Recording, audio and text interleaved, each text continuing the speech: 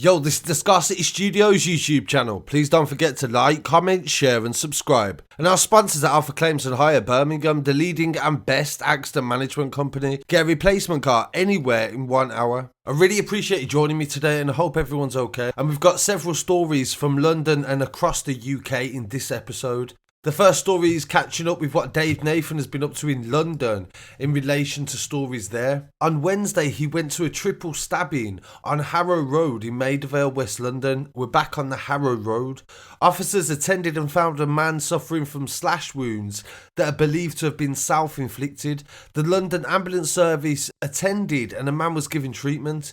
A second man also received cuts and another man was arrested for grievous bodily harm and affray. The story that we've got in relation to witnesses at the scene is that one of the males that did this was an employee at a fishmonger's. He went into work drunk and actually got into an altercation with his boss and several other people in the shop. So this story definitely wasn't gang related, which was being portrayed in some of the newspapers shortly afterwards. Thank you to Dave Nathan for going to the scene to get us some footage.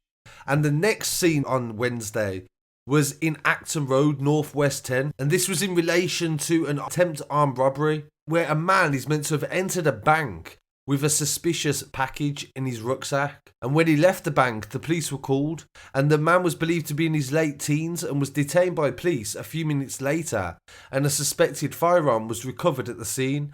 Police said that this firearm was not genuine and officers attended and cordons were put in place and the bag was assessed, but the bag was said to not be a threat.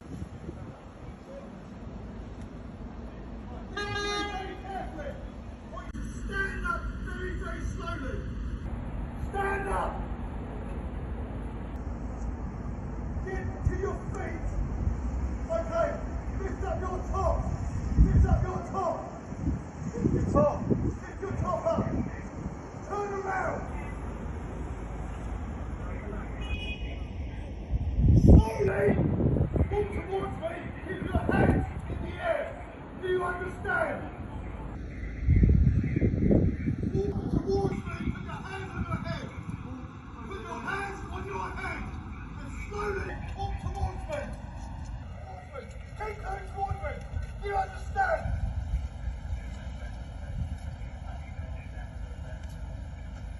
Right.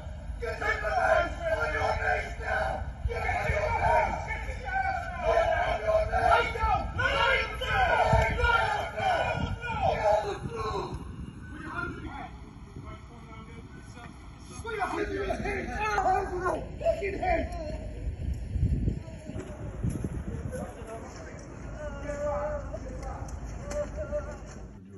मुझे तो वो लग रही है सारी ये कोई imitation है.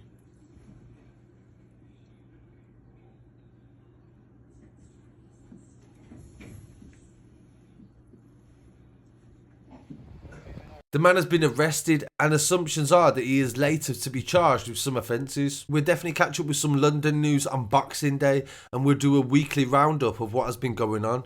But here in Birmingham, there's been several updates in relation to cases that have happened previously. One story is from Coventry and it's about a boyfriend and girlfriend. This story definitely highlights arguments that can occur in domestic violence, especially during lockdown when everybody is at home with each other constantly. A young girl named Ellie Wain has been given a life sentence to serve a minimum of 17 years after stabbing her boyfriend to death after an argument with Kieran Brown on the 1st of June this year.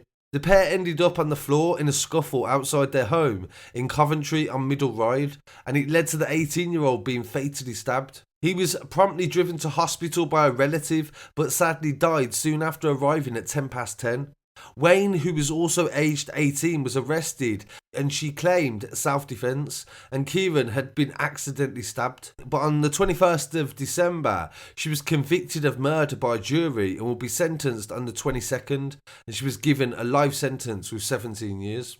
A trial at Coventry Crown Court heard there was in an on and off volatile relationship that involved a lot of drinking and smoking cannabis. And Kieran's family described him as a loving and kind person, grandson and great-grandson. His life was cut short by the evil actions of Ellie Wain in a fit of temper because things weren't going her way. The family said they'd never get to see Kieran grow up or get married and have children, and there is no sentence that can bring him back. Detective Inspector Adam Jobson said if Wain hadn't harmed herself with the knife, she would not have been able to inflict the injuries that killed him, and she would lose her freedom for a very long time due to that. So it's a very sad story, and both of their lives and families have been devastated at Christmas. So some condolences to Kieran's family at this time of year as well, and rest in peace. In some other news coming from Birmingham, what highlights how young children are that are carrying these firearms. A 19-year-old has been jailed for 5 years after being caught with a firearm and several other offences. Dalton Travers from Sutton Coldfield was caught in September with CS gas, $7,000 in cash, over 20 cannabis plants at his home in Great Bar, and a shotgun with ammunition. The 19-year-old pleaded guilty to possession of a firearm and being concerned in the supply of Class B drugs. He was jailed for a total of 5 years at a Birmingham Crown Court on the 22nd of December. DC Louise Davis from the CID said this was a dangerous weapon and we've managed to take it out of circulation. We know the harm that it can do to communities when it's in the wrong hands. Travers was connected to drugs and has now lost his freedom as a result of these criminal actions. So I hope he can sort his life out when he does come out of prison as well. It definitely highlights firearm possession and the risks that are associated, all the different charges that can come afterwards. So this is just a brief update on some news that has been happening in London and Birmingham. I'll be back very soon tonight with another episode. So thank you to everyone that has continued to support the channel, and I'll be back again very shortly with some more news. Peace.